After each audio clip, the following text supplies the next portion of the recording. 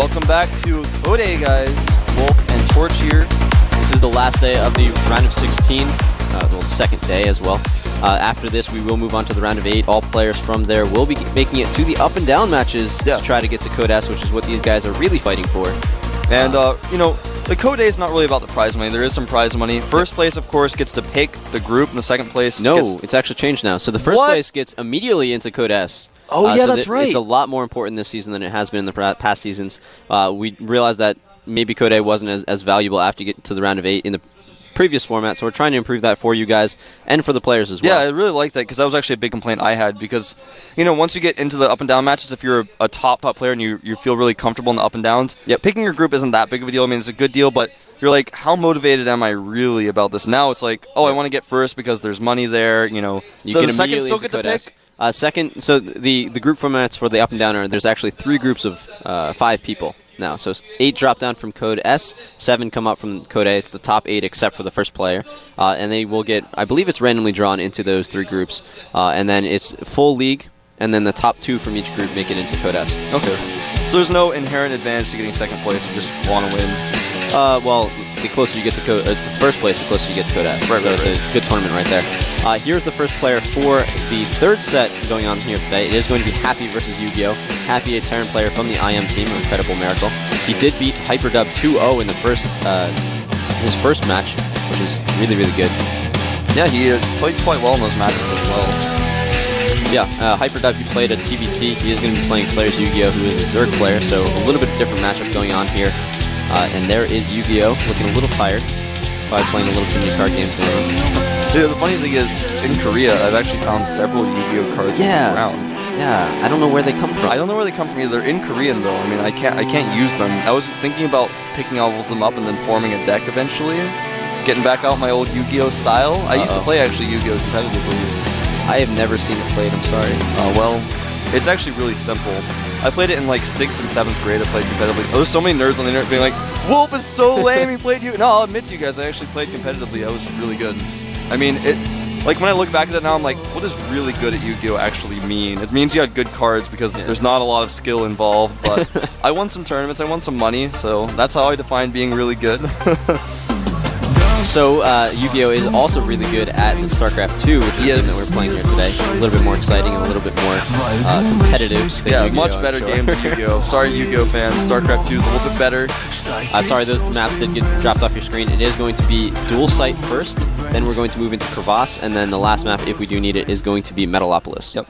And I think right now Dual Sight's a map that Zergs are kind of struggling against Terrans on, so that's our first map. It's going to be the harder map for YugiOh. Happy probably has the advantage here. We'll see, though, if he can pull something out. I'm sure he's prepared something for this map, though. There's a lot of different ways to attack the natural of the Zerg player, and then the third and the fourth is really hard to get. Yeah, it's far away. The map itself doesn't have a lot of bases. You can't really hide a base and get away with it like you can on a map like Terminus or Tall Dream Altar. You just don't have those options. Well, you can't hide a base, but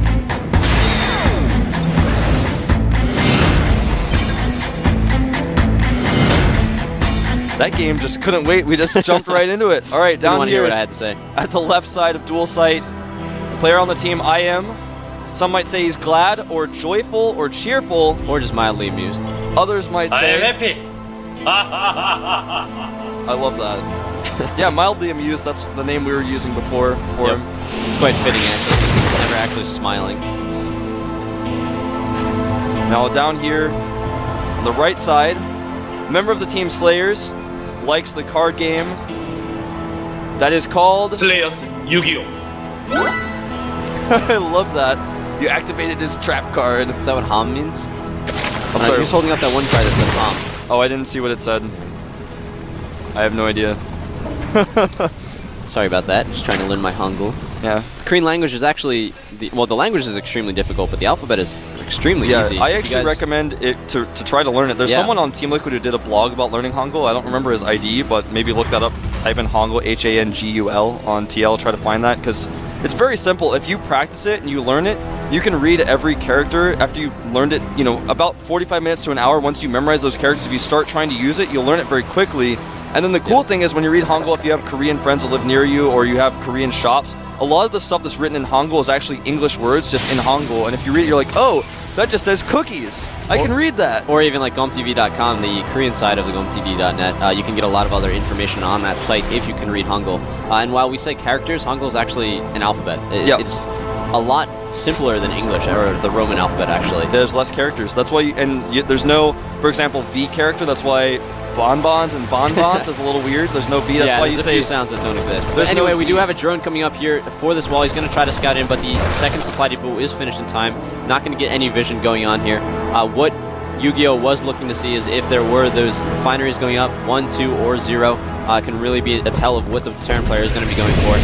However, Happy is going to lift off his barracks here and try to get an add-on in a moment. He's going to make a reactor. Most likely, yep. It's going to be reactor Hellions. He wants to lift it up now so he doesn't get caught in a weird spot trying to... because he can make the reactor now, which will make the wall off. So that no matter when he lifts, otherwise there's no possibility of Lings running by because they'll always have that wall off. Yeah, but the thing is, when you do have your add-on as part of the wall, it does make it extremely weak to a Baneling bust. That's true. We don't see that coming out here for YugiOh today, but it is an option that he can use later on.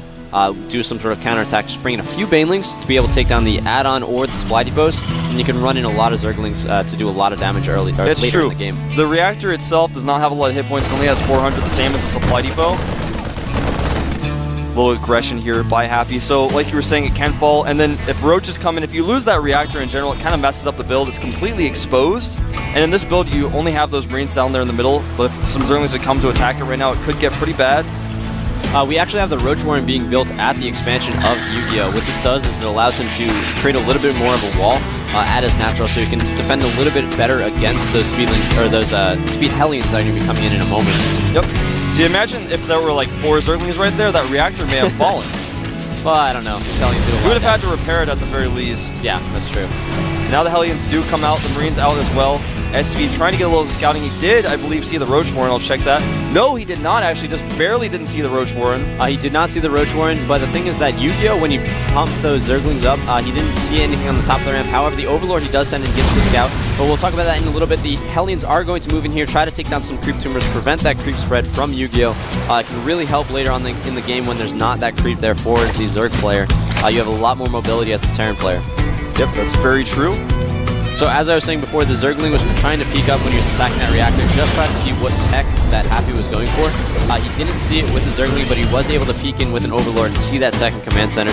So he knows that this aggression from the Hellions of Happy is not going to be to try to do a whole lot of damage. Obviously, you're going to try to take out as many drones as you can, but really it's just trying to keep the Zerg in his base long enough that Happy that can move out and get an expansion. Exactly. Now, during all of this, Happy started his second factory. You know what that means? It means Blue Flames. He's going to have 2 factories, one pumping out Hellions, the other sometimes pumping out tanks, but for a while pumping out Hellions as well. He's going to use those Blue Flames to control the middle of the map, try to shut down any drones at any expansions that YugiOh might want to put up. And we do see a lot more play from the mech of the Terran. It is something that when you can get these Hellions moving around the map constantly like Zerglings do, it makes the lack of mobility of the tanks and the Thors actually not that much of a deficit as it was talked about in the early stages of the game. Yeah, that was actually the most complained about thing. I don't know if you guys remember back at the end of the beta, siege tanks are too strong. Thors, how do you deal with those? When people found out about Magic Box, the siege tank damage was reduced, all of those things. It's so nostalgic thinking back to about a year ago about that stuff. Oh man, what I would give to go back to those days. Me too, man. Win a few GSLs, a ton of money. I would have played Terran, that's for sure. So we do have one Roach coming in here. He is actually a scouting Roach. This is not too common to see, but the thing is, against the massive Hellions, it does stay alive a lot longer than a Speedling. Speedlings can't even make it across the map, but that Roach can just kind of walk along, take a little extra fire, not a big deal. He loves the heat. He loves the heat? He loves the heat. He loves the heat. Turning up the heat. What are you, a fire bat? No, that's what the Hellion says. You gotta play more Terran. I play in Korean only. I don't know what it says in English. Blue Flame is done. So I don't know if that Roach loved the heat, man. He died happy. He died happy. I'm sure it smelled good as he was dying.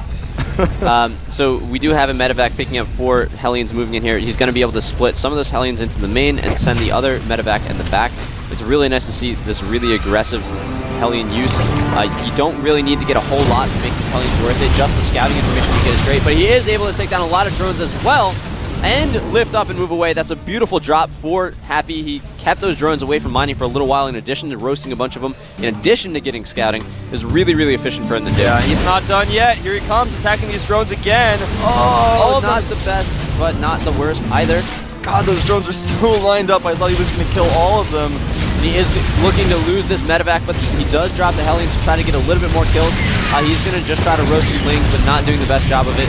Those do go down. It is loss count. It is relatively even. However, the losses of YugiOh are mainly drones, while the losses of Happy are the Hellions that are very expendable, especially when you have a reactor and 3 factories. This is indeed true. Third base going up for YugiOh. He's just now started that. We do have a Viking scouting around for things like this, also looking for overlords to hunt. A second Hellion doing that as well. The Spire going to finish up here, of course. He's already prepared for this. He does have an armory. He's researching +1 vehicle weapons. He's going to start producing some Thors here soon as well. Yeah, those Vikings are really, really good. Just get one of them against the Zerg. What it allows you to do is that you can chase down a lot of overlords, which cost money to the Zerg player and Larva. But in addition to that, you also prevent the Zerg from having a lot of map control. Zerg, Exactly. They really need to be pumping drones when they're safe, and they need to be pumping units when they're about to not be safe. So the Zerg really, really needs to have that information, otherwise they're not going to be playing at the most efficient against you, and that can really give you a huge advantage.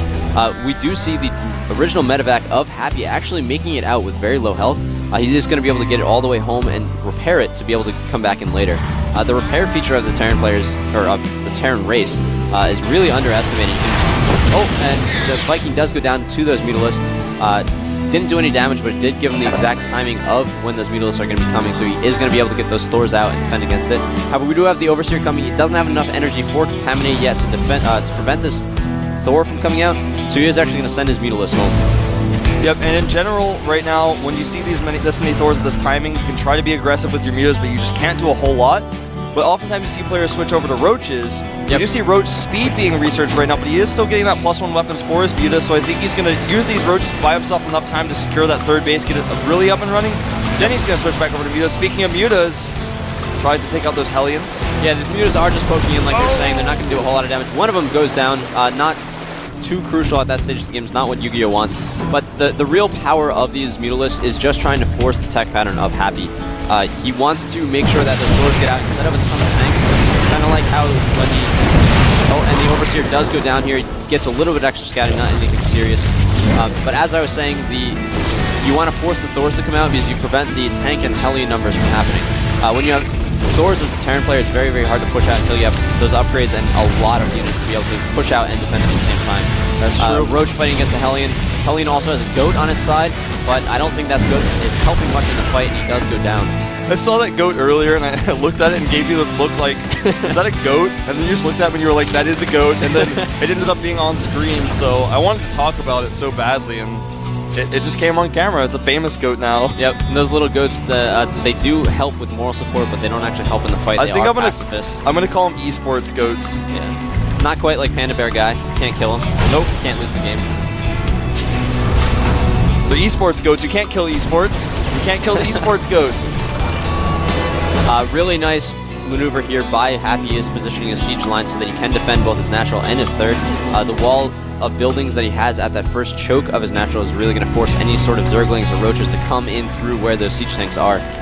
And these Mutalisks still just flying around, not doing any serious damage, but once again, they are forcing the tech pattern of Happy a little bit. These Hellions coming in here trying to kill some of these drones, but there are so many units ready to defend. He's losing a few drones, but not a whole lot. Nice defense there by YugiOh. Yeah, up those Hellions. YugiOh did defend against that, so he didn't lose too much. However, it was efficient for Happy to do something like that. It would have been a little bit better if Happy didn't try to fight against that Spine Crawl and that Roach initially. But we do have a medevac actually going down here from these Mutalisks. Another great thing about the Mutalisks is you can spread them across the map when you're not actually doing any sort of damage with them, and you can prevent the drops from the Terran player from happening. This is very true. Now, the problem right now for Happy is that he did secure that third base. It's very difficult to do. He had to spread his tanks very thin, like you were saying earlier, so he can defend from all angles. His army is very immobile. The map's relatively small. Hold that thought. All of these drones at the gold base will be taken out. And YugiOh is going to be forced to show that he has these Sons of Mutalisk. Before, Happy had only seen the original 5. It's good for a Zerg player just to get those 5 out, get that Spire to be able to defend against later things, but then stop making Mutalisk at that point. Exactly. However, YugiOh has decided to make a ton more Mutalisk. We have 8 more in production. He already has 18 on the field. So showing those Mutalisk in because he's forced to defend against that gold is really going to let Happy know exactly how he needs to defend against this. This is a great style to do against mech play. He's also making a Nidus network. This type of style really works against slow mech play. Whenever the units move out, you can use the Mutas to counterattack. You can also, magic box those Thors. The tanks become very useless then at that point, as well as the Hellions. So we do have 4 Thors coming out, and he does have +2 weapons about to finish. He's getting +1 armor. The +1 armor is crucial against these Mutalisks because of their bouncing glaive, I think it's Glaive Worm, yeah. Glaive Worm, yeah. So the Glaive Worm does decreasing damage the more hits it makes, but when you have armor, it does even less damage. This is true. Some Hellions going to try to run at the gold base again. Banelings are ready for them, slowing that attack down, giving YugiOh a little bit more time to prepare for this. He's got 3 spines up, got some Zerglings there as well. Hellions have to go home. He's starting to increase his roach count just a little bit here, but again, just using more and more mutas. He's got 6 more in production. Infestation put on the way. Here come those Hellions. Yeah, these Hellions doing a great job of making sure that this gold base doesn't mine too much. Meanwhile, he is getting a gold of his own. He's trying to get down a bunch of turrets, but that is a ton of Mutalisks coming down. They are going to be able to take down all these turrets very, very quickly, and this command center is just going to melt instantly to those Glaive Worms. That's that. Happy is going to try to move some of his forces across here. He does have a lot of Thors, so if he does get in a straight-up engagement, he does have a pretty big advantage, but YugiOh is maxed at 200 over 200. So when he does lose his army, he is going to have a lot of resources banked up to be able to replenish it very, very quickly. How many Mutas is that now? That is 30 Mutalisks. That is a scary number. And he's got a ton of Lings in the production. He's got Hive on the way, getting pathogen glands for his infestors, +2 melee attacks. He's got a really nice mix from YugiOh. He's going to drop maybe some Banelings on top of these Thors as well. But Happy knowing that he does need to push out very soon before all these upgrades finish. He is moving his main army across to be able to attack the 3rd while being able to send a small little force to take out the 4th at the gold. The fight does start here. The tanks are sieging up. The Mutalisks come in. A lot of them are taking a lot of hits. They're not doing any damage quite yet. He's trying to magic box, but these Thors are doing a ton of damage to them. There are how many Thors in that fight right now? That is about... There's 3 Thors left. Oh, this is actually going down very, very quickly. YugiOh doing a great job of keeping those Mutalisks spread so they don't take too much damage. And all these tanks are going to be forced to move home. They take forever to replenish, and this is huge for YugiOh. Now he's got 5 Thors in production at a time. The problem is he just can't afford all of that on just 3 bases, especially because he's got to find out these Mutas helping clean up these Thors. They do have +2 weapons, so they take these Thors up very quickly. Maybe time to go home with these Mutas, though, as he is losing all of them. He is losing all the Mutas, but the thing is he forced a lot of Thors in production. He took out a ton of the tanks, and now we have a huge number of Speedlings coming in. These Speedlings are going to be able to do a lot of damage to those Thors, prevent them from running home, and really, really keep the Terran army really small. Let YugiOh continue to mine at that gold base like he's trying to do. He's also getting a 5th base at the right side of the map. Well, that's what he thinks anyways, but these Lings may shut that down. Oh, I thought you were talking about Happy's base. My bad. Ling's going to shut down his own base. Well, they are pretty tyrannical. They don't want to let the larva go for drones, so it's going to continue to make Lings. We do have an Overseer morphing. What that Overseer is going to allow YugiOh to do is get in and try to drop down a Nidus Canal. Maybe. Yes, he does, but it is within vision of this turret, so Happy might be able to respond properly to it. Yep. Yeah, he will be able to stop this turret, or rather Nidus Worm, relatively easily. Here comes a Ling counterattack. There are a lot of Thors and Hellions there as well. Speedlings do have to retreat. Yeah, that's the thing with Nidus Worms is it takes time to build them, and then once it's finished, it still takes time to get the units out of it. So if it can get scattered early on by the Terran player, the Terran can really stop it quite easily by just pulling a bunch of SCVs. Exactly. And it looks like more Hellions running around here, trying to catch these Speedlings in a bad spot, hitting Banelings as well. So many units. I don't know. This is, I mean, even though YugiOh until this point has had a higher supply, he's just lost a lot of units here and there. And now this mech army is so strong, you may have to go for a base race, and it looks like that's what he's planning on doing. He might be, but there are Corruptors coming out here, and the Hive is finished, so there are going to be Broodlords coming out very, very soon. The counterattack is going on at the natural of Happy. A lot of Mutalisks, a lot of Zerglings. The Speedlings and Mutas counterattacking. We'll get a shot of it. There it is now. killing a lot of these siege tanks. Thor doing a ton of damage though to these moves. He's not splitting them up correctly. Oh, the turret's taking them out as well. This is not looking good for YugiOh. His counterattack is being thwarted. Speedling's trying to break through. Hellions cleaning them up. We'll get a shot of it in a second. Yeah, the counterattack isn't actually able to make it into the main, so he's not going to take down the production or the tech, but he did prevent the mining at that natural, and he does gain map control to be able to bring all of his forces back, meet up with these Broodlords, and really try to stop this mech army right here and now. The Broodlords trying their best. The Speedlings and Banelings melting to the +1 armor of these Thors. Zerlings and Broodlings attacking these Thors. He's just losing a lot, though. A lot of these Broodlings are going down. The Thors are taking the Broodlords up, but there's 3 left, and they do finish off all of the mech army of Happy. That's really not a good position for him to be in. Yeah, I mean, he lost mining at his natural. He's running out of minerals. Did take that bottom right base finally. He's got that gold up. It is a planetary. He's got tons of turrets there.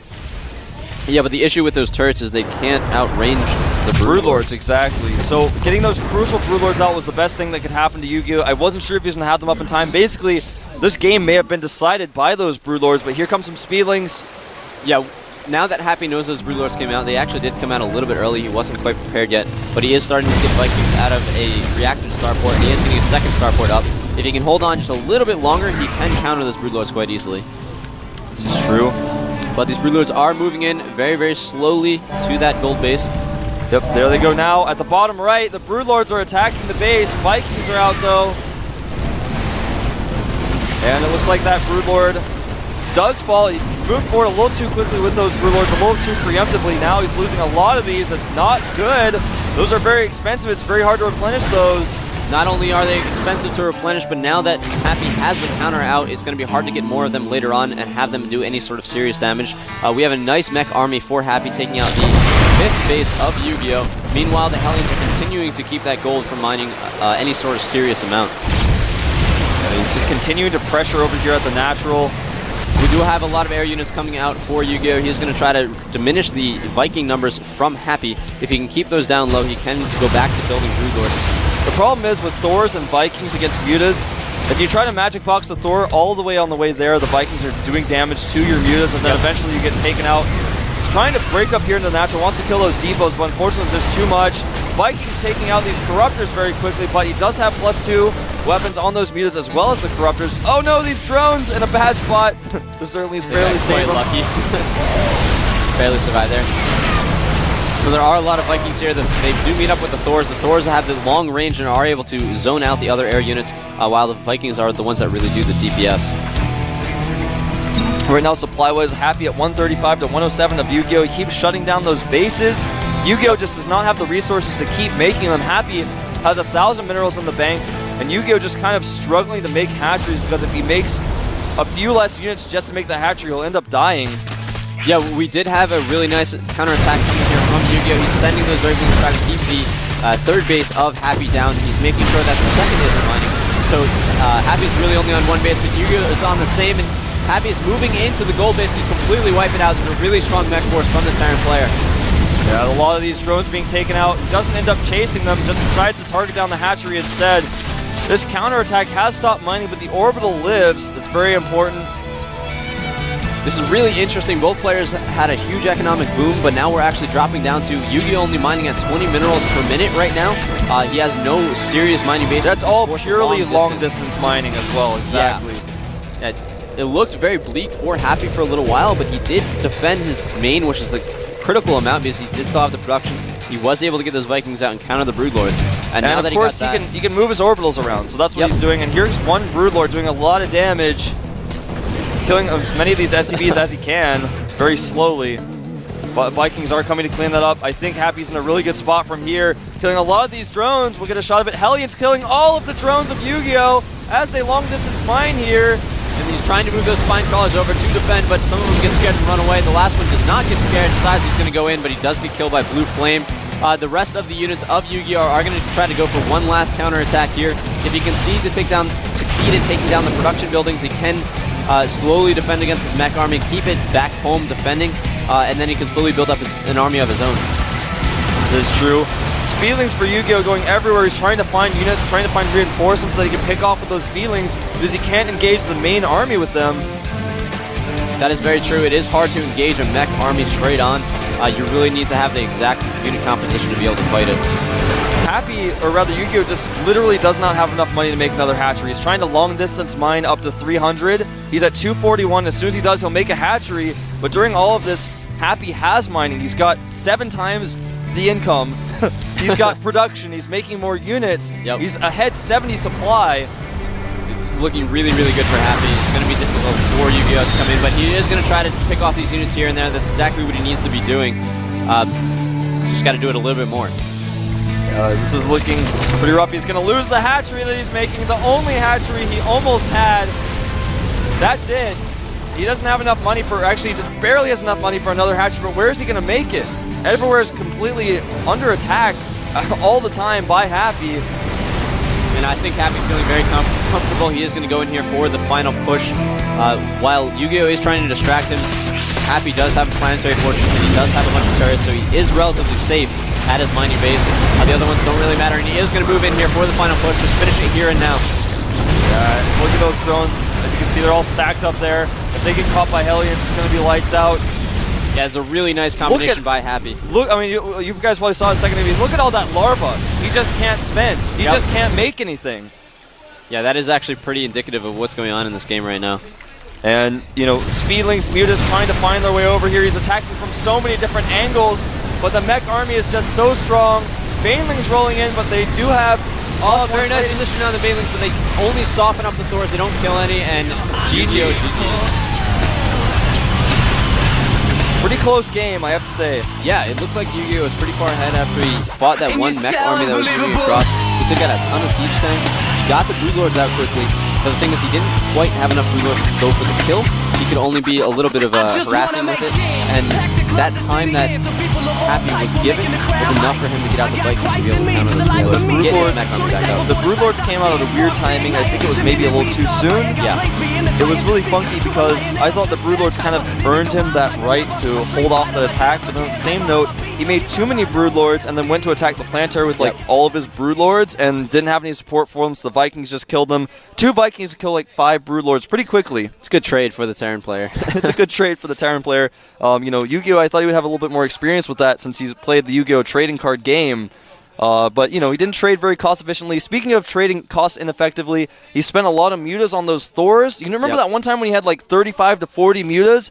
Then he killed all those tanks, and then for some reason he just decided he wanted to kill the Thors and lost all of his mutas. It seemed like he was just trying to free up some supply. He was queuing up, I think, about 30 Zerglings at the time. He was trying to make sure that Thors were being built, not tanks. There were almost no tanks on the field, and they would go for some sort of counterattack, but he didn't. And I think that little indecision really cost him the game. Another thing I'd really like to know is Happy always defended the Speedling counterattacks towards his main. He always had like 4 or 5 Hellions at the top of his ramp behind the depots. I don't know how many times you guys saw shots of that because so many things are going on the map all over the place. Observers trying to keep up with everything.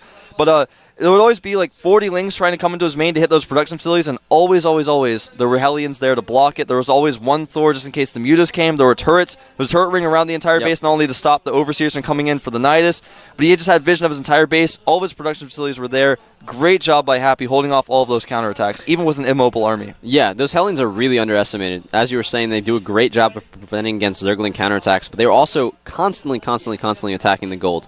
They would just run in there, take out a few drones, go on suicide missions, but it's the trade that you need to do to keep the Zerg army small. When the Zerg army maxes out and the Zerg can really just bank up a lot of those minerals, he can replenish it so quickly. So you got to keep those numbers low. You got to constantly kill the drones, and then it's just really good for those Hellions. He did a great job with those Hellions. We're going to jump into our game here on Crevasse.